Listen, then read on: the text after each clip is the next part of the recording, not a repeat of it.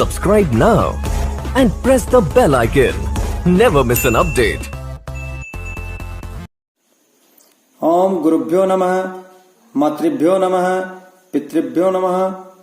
साथियों नमस्कार, मैं डॉक्टर नरोत्तम शर्मा हमारे YouTube channel doctor Narottam Sharma में आपका हार्दिक स्वागत करता हूं।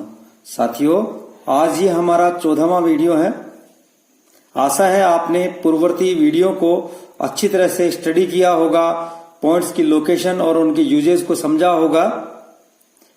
आज हम चर्चा करेंगे एंटी हेलिक्स, ये जो हेलिक्स क्रस है, इस हेलिक्स क्रस के सराउंडिंग में जो पॉइंट्स स्थित हैं उनके बारे में और उनके उपयोग के बारे में। ये जो हेलिक्स क्रस है, इसके सराउंडिंग में, उसके अराउंड में जो पॉइंट स्थित हैं उन पॉइंट्स के बारे में आज हम स्टडी करेंगे।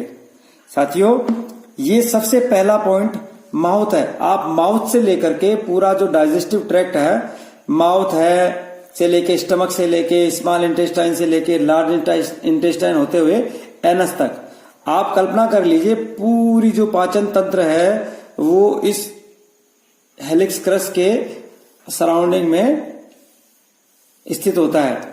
तो अब आप ये देखिए पहला पॉइंट माउथ। साथियों, माउथ ये चित्र में थोड़ा बाहर दिख रहा है, वास्तव में हकीकत में कान के अंदर ये जो ट्रेगस है, यहाँ ये जो हेलिक्स क्रस का जो हिस्सा है वहां अंदर की तरफ थोड़ा सा स्थित होता है, थोड़ा सा अंदर की तरफ स्थित होता है। इसके बाद ईसोफेगस। साथियों, माउथ के बाद ईसोफेगस,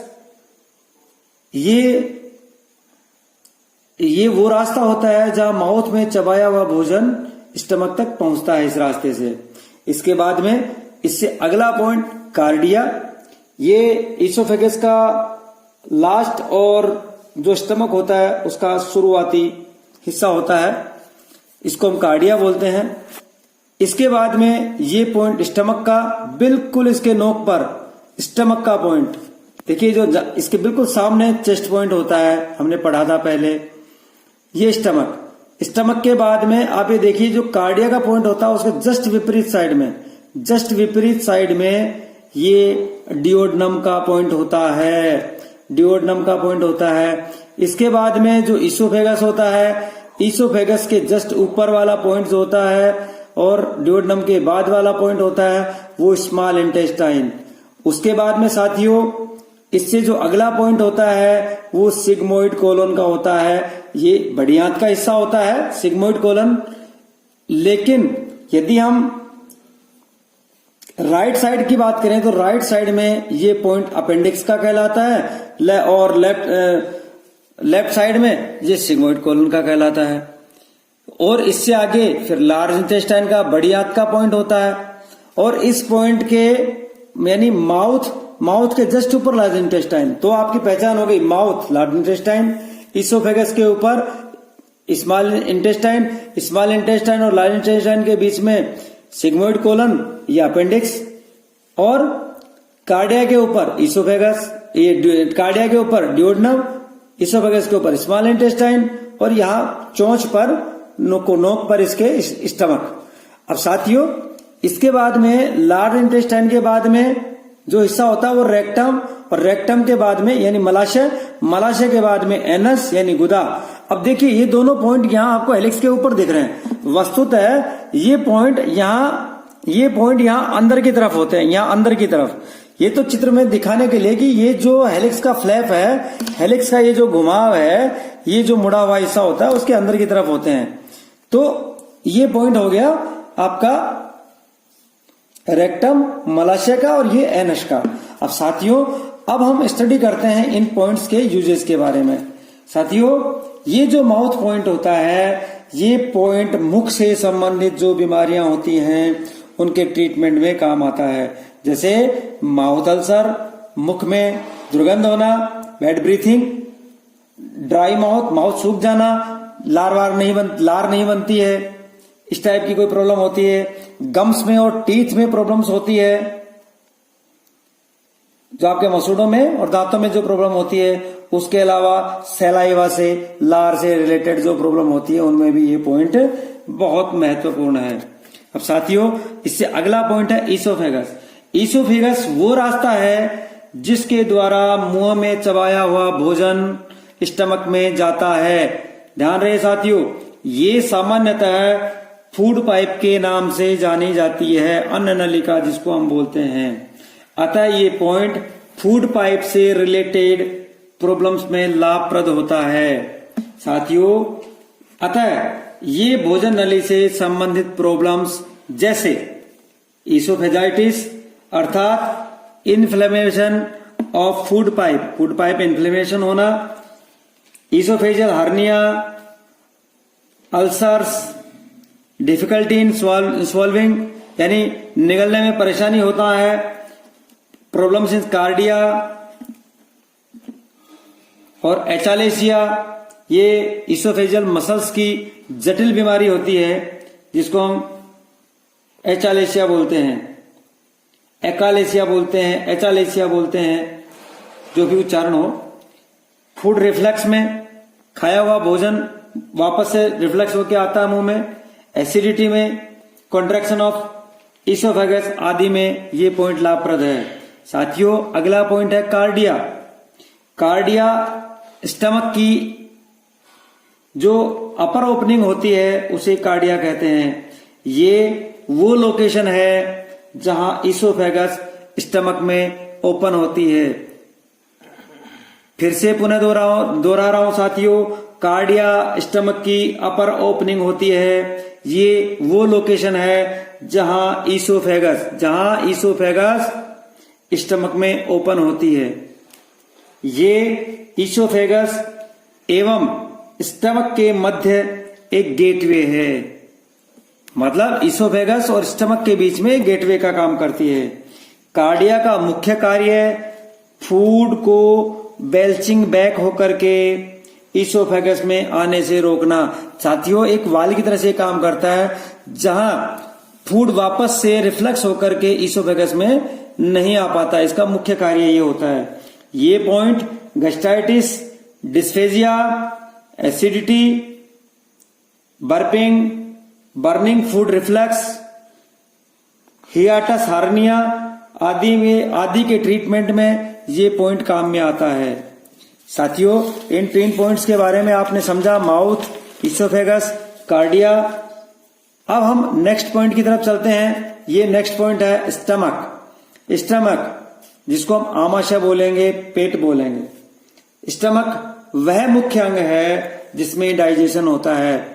बाकी और जगह भी होता है डाइजेशन, लेकिन ये स्टमक जो होता है वो सबसे मुख्य अंग होता है जिसमें कि डाइजेशन अधिकतम संपादित होता है। यहां क्या होता है कि भोजन को सिंपल सबस्टेंस में तोड़ा जाता है ताकि शरीर इसे आसानी से अवशोषित कर सके। ये कार्य अर्थात ये भोजन को छोटे छोटे लाभकारी टुकड़ों में तोड़ना, ये कार्य एसिड और अन्य जो सबस्टेंस हैं, एंजाइम्स हैं इत्यादि के द्वारा जो आमाशय में स्रावित होते हैं, सिक्रीट होते हैं, उनके द्वारा ये कार्य संपादित होता है।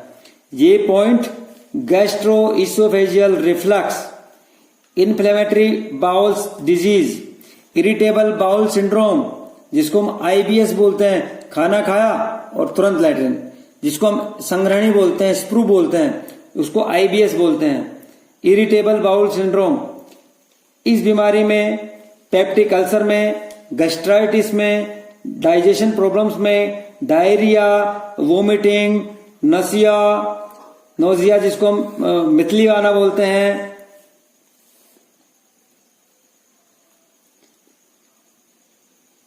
ज्यादा भूख लगना, कम भूख लगना, एक्सेस और less hunger, acidity, bad breathing, मुख में दुर्गंध आना, माउथ अल्सर आदि के ट्रीटमेंट में ये पॉइंट लाभप्रद है। साथियों, अच्छी तरह से सुन लिया होगा आपने, यह भोजन लेने के बाद होने वाले पेट दर्द में भी लाभप्रद है। खाना खाया उसके तुरंत बाद यदि पेट दर्द होता है उसमें भी ये स्टमक पॉइंट कारगर है। साथियों, नेक्स्ट पॉइंट हमने देखा डिओडनम। डिओडनम कार्डिया के जस्ट ऊपर ये नीचे हेलिक्स क्रस्ट के और ये ऊपर की तरफ इधर स्थित होता है डिओडनम। तो साथियों, ये स्मॉल इंटेस्टाइन का सबसे छोटा पार्ट होता है, अर्थात ये डिओडनम जो है वो स्टमक के तुरंत बाद शुरू हुई। स्मॉल इंटेस्टाइन का शुरू का पॉइंट हो गया, सबसे छोटा पार्ट हो गया स्मॉल इंटेस्टाइन का, छोटी आंत का सबसे छोटा पार्ट शुरुआती। ये पॉइंट डिओडनम अल्सर में, डिओडनाइटिस में, गैस्ट्राइटिस में, एब्डोमिनल ब्लोटिंग होती है उसमें, और एब्डोमिनल पेन में जो भोजन लेने के 2 घंटे बाद शुरू हो जाता है, कई बार उसको पंक्तिशूल बोलते हैं, उसमें भी ये कारगर है। डिओडनम से रिलेटेड सभी प्रकार की प्रॉब्लम्स के ट्रीटमेंट में ये पॉइंट काम में आता है। साथियों, इसके बाद में छोटी आंत स्मॉल इंटेस्टाइन। स्मॉल इंटेस्टाइन हमने देखा ये कैवम कोंचा की, सिम्बा चकोंचा की तरफ तो स्मॉल इंटेस्टाइन हो गई, और ठीक इसके विपरीत इसोफेगस जो सिम्बा कोंचा की, कैवम कोंचा की साइड में होता है, ये सिम्बा कोंचा की साइड में होता है। ऊपर की तरफ स्मॉल इंटेस्टाइन और नीचे की तरफ इसोफेगस। तो साथियों, जो स्मॉल इंटेस्टाइन होती है, ये पॉइंट जो होता है वो सीलिक डिजीज, एलिमेंट्री इन्फेक्शंस, जो आंत का इन्फेक्शन होता है उसमें, इरिटेबल बाउल सिंड्रोम जिसको हम IBS बोलते हैं, अल्सर्स में, इंटेस्टाइनल एब्स्ट्रक्शन में, स्मॉल इंटेस्टाइन की ब्लॉकेजेस में, इंटेस्टाइनल लिम्फोमा जिसको हम बोलते हैं उसमें, लैक्टोस इंटॉलरेंस, लैक्टोस जो दूध और दूध से बने हुए पदार्थ होते हैं उनसे इंटॉलरेंस होती है, एलर्जी होती है उसमें,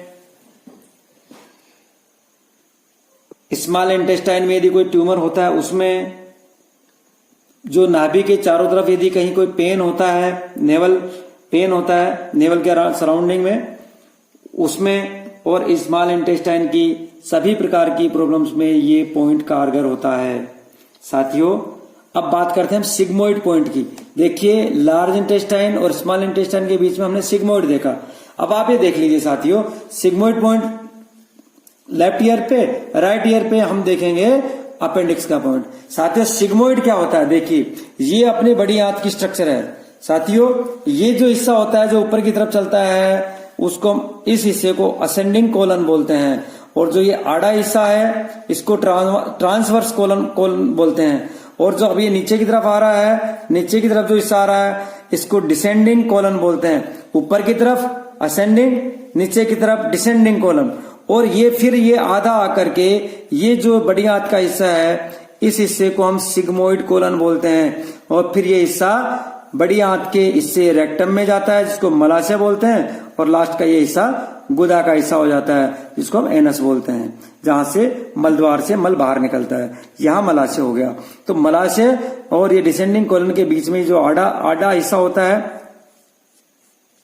हॉरिजॉन्टली, इसको हम सिग्मोइड कोलन बोलते हैं। तो साथियों, अपेंडिक्स आपको पता है अपने दाहिनी तरफ होती है और छोटी आंत बड़ी आंत के बीच के हिस्से में होते हैं। तो ये जो राइट साइड में अपेंडिक्स का पॉइंट हो गया और लेफ्ट साइड में सिग्मोइड कोलन का पॉइंट हो गया। तो सिग्मोइड कोलन के पॉइंट की यदि हम बात करें तो ये पॉइंट सिग्मोइड कोलन की जितने भी प्रकार की प्रॉब्लम्स होती हैं, या ये पॉइंट जिसको अपेंडिक्स पॉइंट भी बोलते हैं राइट साइड में, उसमें अपेंडिक्स से संबंधित और उससे रिलेटेड जितनी प्रॉब्लम्स होती हैं उनमें ये पॉइंट कारगर साबित होता है, काम आता है। हमने प्रोटोकॉल्स में इनको हम शामिल करते हैं। और इससे अगला पॉइंट लार्ज इंटेस्टाइन का पॉइंट होता है। साथियों, लार्ज इंटेस्टाइन असेंडिंग, ट्रांसवर्स और डिसेंडिंग कोलन का सम्मिलित रूप होता है। असेंडिंग, ट्रांसवर्स और डिसेंडिंग कोलन का सम्मिलित रूप होता है। ये गैस्ट्रोइंटेस्टाइनल ट्रैक्ट का लास्ट पार्ट होता है, जो हमारी पूरी जो आहार नलियां हैं, जो हमारा पाचन तंत्र है, उसके सबका अंतिम पार्ट होता है, जो शरीर से वेस्ट निकालने के लिए रेस्पॉन्सिबल है। लार्ज इंटेस्टाइन में कुछ वाटर और कुछ न्यूट्रिएंट्स का अवशोषण हो जाता है स्टमक में हो जाता है, कुछ स्मॉल इंटेस्टाइन में हो जाता है, बचा हुआ लार्ज इंटेस्टाइन में पानी का अवशोषण और उसमें कुछ बचे हुए पोषक तत्व हैं उनका अवशोषण हो जाता है, बाकी सब चीजें वेस्ट होती हैं जो मल द्वार के द्वारा बाहर निकल जाती हैं।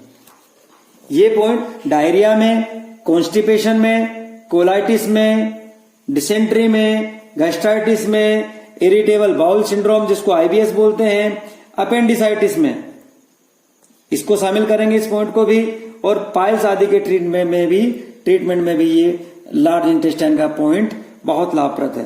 साथियों अब नेक्स्ट पॉइंट रेक्टम। देखिए इसके बाद में लार्ज इंटेस्टाइन के बाद में इस स्लैब के अंदर की तरफ स्थित होता है। ये जो रेक्टम का पॉइंट होता है वो लार्ज इंटेस्टाइन का लास्ट पॉइंट होता है। लार्ज इंटेस्टाइन का लास्ट पॉइंट होता है जो मलाशय होता है, वो ये एनस पर जाकर के समाप्त हो जाता है, गुदा पे जाके ये समाप्त हो जाता है। जो लार्ज इंटेस्टाइन का लास्ट पार्ट होता है मलाशय, वो गुदा पे जाकर के एनस पे जाके समाप्त हो जाता है। ये पॉइंट जो होता है, जो रेक्टल ब्लीडिंग होती है, चाहे वो पाइल्स की वजह से हो, फिशर हो, फिस्टुला हो, हेमरोइड्स हो, इनकंटिनेंस हो, इरिटेबल बाउल सिंड्रोम हो, डायरिया और रेक्टम प्रोलैप्स। देखिए कब्ज होती है, व्यक्ति ज्यादा कांखता है, लैट्रिन करने में ज्यादा जोर लगाता है, तो ये रेक्टम का प्रोलैप्स भी हो जाता है। और कॉन्स्टिपेशन में भी ये पॉइंट लाभप्रद है। साथियों इससे सबसे लास्ट पॉइंट एनस का, गुदा का पॉइंट, ये पॉइंट एनस के इरिटेशन में, इन्फेक्शन में और बर्निंग सेंसेशन होता है, जलन महसूस होती है, उस कंडीशन में पॉइंट काम आता है।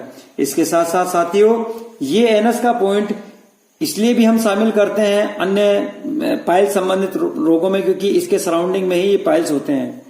तो इसमें पाइल्स हो गया, ब्लीडिंग पाइल्स हो गया, हेमरोइड्स हो गए, फिस्टुला हो गया, फिशर हो गया आदि के ट्रीटमेंट में भी ये पॉइंट लाभप्रद है। और इनसे संबंधित बीमारियों के प्रोटोकॉल में हम एनस को शामिल करते हैं। पाइल्स से संबंधित प्रोटोकॉल्स में हम एनस, रेक्टम, लार्ज इंटेस्टाइन इन सबको शामिल करते हैं। साथियों आशा करता हूं कि आपको ये वीडियो पसंद आया होगा। यदि आपने ये वीडियो पसंद किया है तो इसे लाइक और शेयर करें, चैनल को सब्सक्राइब करें। जय हिंद, जय भारत।